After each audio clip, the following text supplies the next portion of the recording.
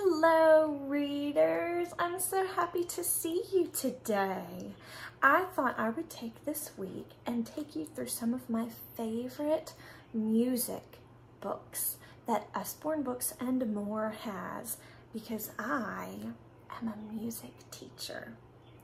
I used to teach music in schools, but now I stay home with my babies and I teach the piano, the guitar, voice or singing, and the clarinet. Those are the instruments I teach lessons for.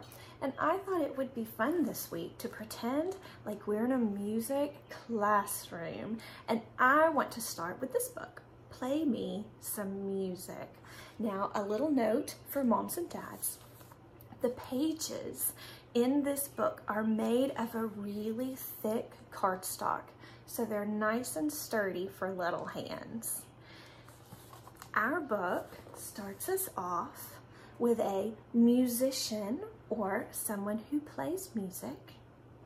And this musician has a banjo and a bass drum and some other instruments we can see in this picture. We've got a guitar and a saxophone and what I believe is a tuba or a euphonium. Part of it is cut off in the back, but our biggest instrument I want to talk about here is the banjo. Now, I'm going to set my book down because I happen to have a banjo at my house. Now, this banjo is old and honestly it doesn't work very well, and it only has 1, 2, 3 strings, which means it's actually missing a string, but you can still tell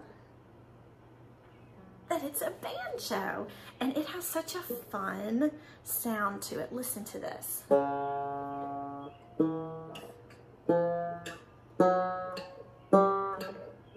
It's a very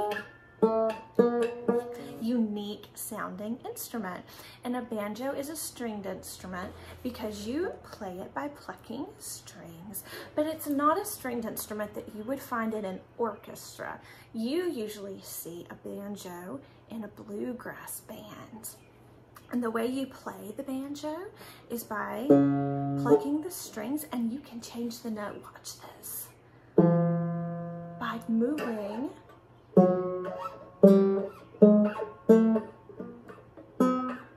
each time I move my finger up one of these metal bars.